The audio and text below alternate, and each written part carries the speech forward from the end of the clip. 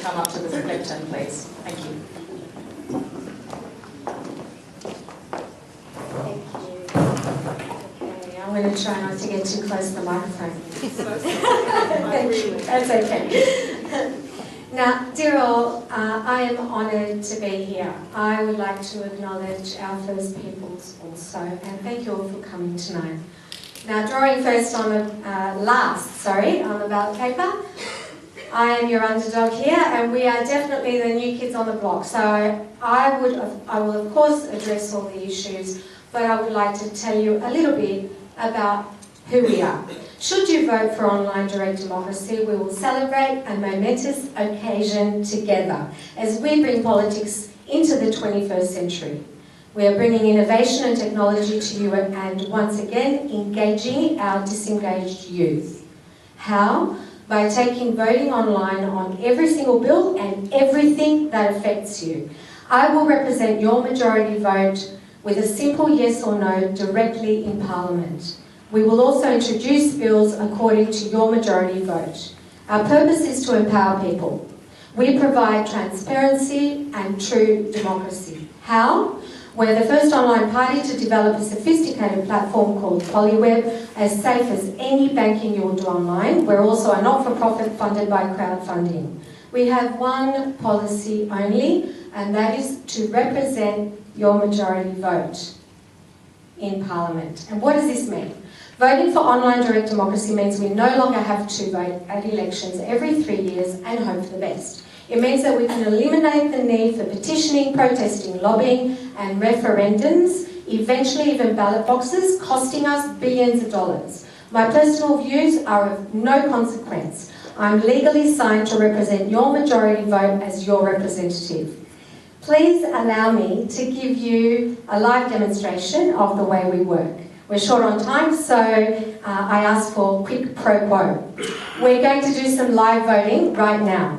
Then I'll ask for a show of hands for a yes or no.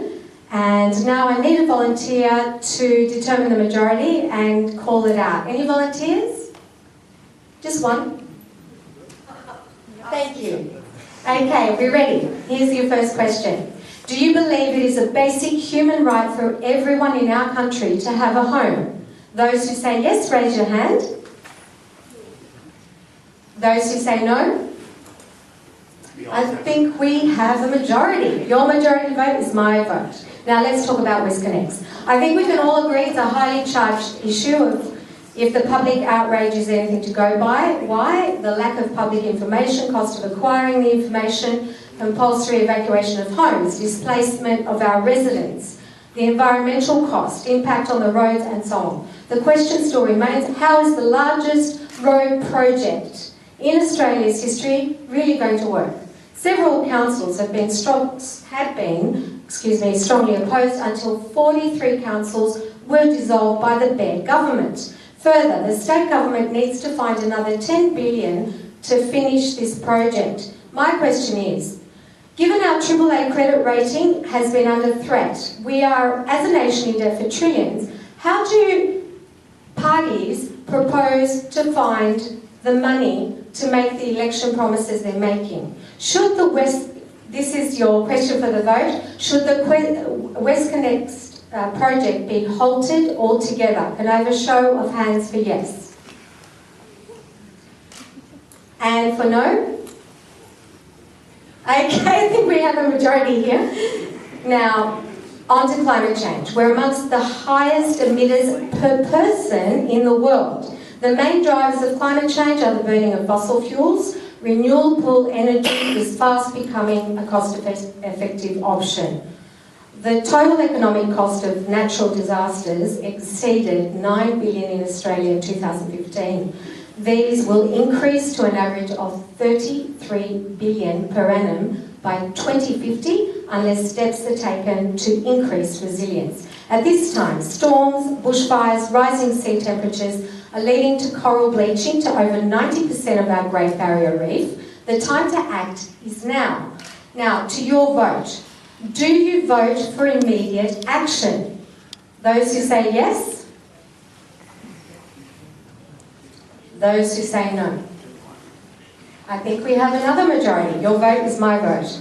Now, my next question is, do you vote to remove tax rebates of over 7 billion per annum to the fossil fuel industry currently being subsidised? Can I have a show of hands for yes? And a show of hands for no? Again, we have a majority. Thanks for your help, I think it's pretty clear. And affordable housing. Sydney's housing, whilst producing big profits for developers and real estate agents, is failing to produce affordable housing for the bulk of the population. Further, public housing stock is being sold when there are tens of thousands on waiting lists. What can we do? Let's vote. This is your first question. Should rent increases be capped? Those who say yes. Those who say no. Okay, there's a few on both sides there. We'd have to look further into that one. Next question is, should we pay vacant property tax to fund housing? Those who say yes. Those who say no.